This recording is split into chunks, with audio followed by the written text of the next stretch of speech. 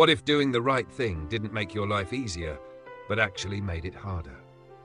What if speaking truth brought not applause, but opposition, pressure, even danger? And what if the very resistance you're facing is a sign that you're exactly where you're meant to be? The city of Iconium was alive with movement, culture, and quiet tension beneath the surface. It was a place where ideas clashed and beliefs ran deep. And into that city walked Paul and Barnabas, not with weapons, not with power, but with a message. They entered the synagogue just as they had done before. It seemed like a simple beginning, almost routine. But what happened next was anything but ordinary. They spoke, and as they spoke, something powerful unfolded. Their words weren't just persuasive, they carried weight, truth, conviction. They spoke about Jesus, about his life, his death, and his resurrection. About grace that could not be earned, and salvation that was freely given. And many believed, Jews and Greeks alike. Different backgrounds, different stories, different expectations, yet they were drawn together by one message. Something inside them responded. Something deeper than logic, deeper than tradition. Faith began to rise. But not everyone welcomed it. There were those who refused to believe, and it wasn't just quiet disagreement, it turned into something more. They stirred up the Gentiles, poisoned their minds against Paul and Barnabas. Doubt spread, suspicion grew. What began as a message of hope became a point of division. Because truth has a way of doing that. It reveals what's inside people. It brings to the surface what's been hidden, faith in some, resistance in others. And yet Paul and Barnabas didn't leave. That's what stands out. They stayed there a long time, speaking boldly for the Lord. They didn't shrink back because of opposition. They didn't soften the message to make it more acceptable. They continued, trusting that what they carried was greater than the resistance around them. And God confirmed their message. Signs and wonders were done through their hands, not to entertain, not to impress, but to affirm that the message of grace was real, alive, and from Him. Still, the city remained divided. Some stood with the Jews, others stood with the apostles. There was no neutral ground, and maybe that's something we don't always want to hear, because we like comfort. We like peace without tension. We like truth, as long as it doesn't challenge us too deeply. But the message of Jesus doesn't leave us unchanged. It calls us to respond, to choose, to step forward or step away. In Iconium, that choice became more intense by the day. The opposition didn't fade, it grew stronger. The resistance became more organized, more intentional. Eventually, a plot was formed. Gentiles and Jews together, along with their leaders, planned to mistreat Paul and Barnabas, to stone them. Not just reject them, silence them completely. And when Paul and Barnabas found out, they made a decision. They fled, not out of fear alone, but with purpose. They went to Lystra and Derbe, to the surrounding country, and continued to preach the gospel. The mission didn't stop, it moved. That's something important to understand. Faith is not about staying in one place at all costs. It's not about proving courage by refusing to move.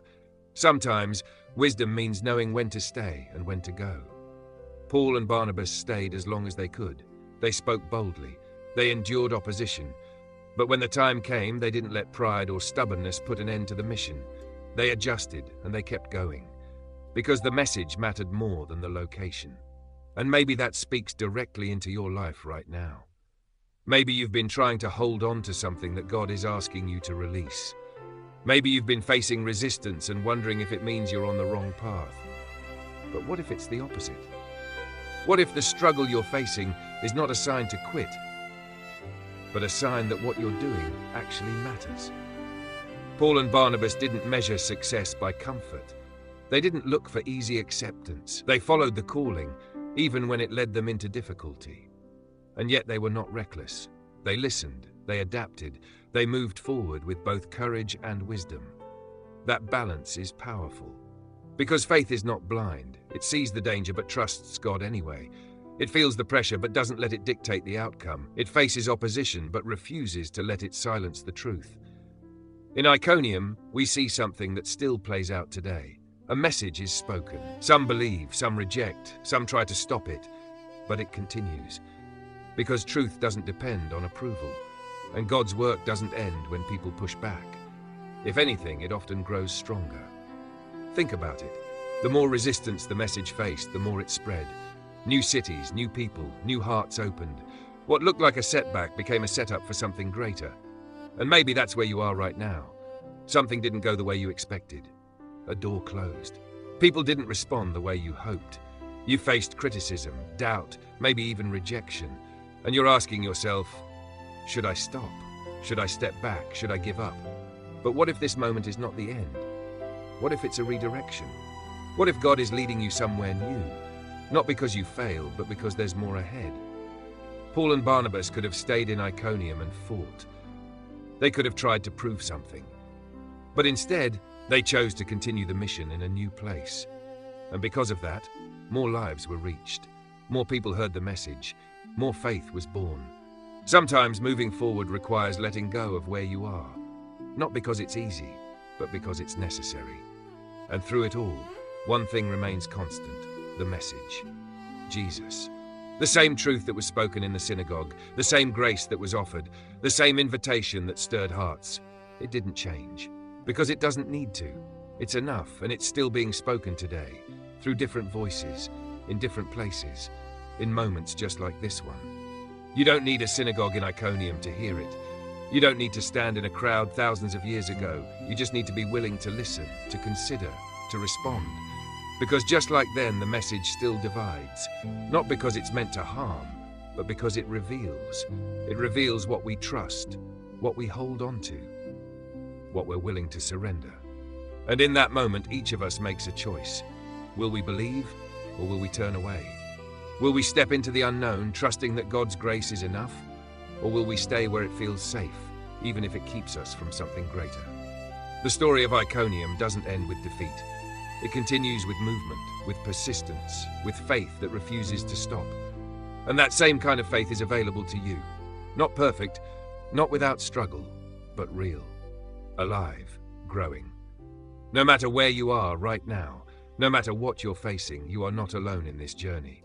The same God who guided Paul and Barnabas is still guiding today, still opening doors, still making a way where there seems to be none. The question is not whether the path will be easy. It won't. The question is whether it will be worth it. And if the story of Iconium teaches us anything, it's that following truth, even through resistance, leads to something greater than comfort ever could. So don't let opposition silence you. Don't let fear redirect you away from what matters. And don't assume that difficulty means you're off track. Sometimes it means you're exactly where you need to be. Keep going. Keep trusting. Keep speaking truth in your own way, in your own life. Because you never know who is listening, who is searching, who is ready to believe. And maybe, just maybe, your faith, your courage, your willingness to continue will be the reason someone else finds hope. Thank you for watching this video. If this message encouraged you or spoke to your heart, take a moment to like, follow the channel Holy Path Insights, and share this video with someone who might need it today. Your support helps spread faith, truth, and hope to people all around the world.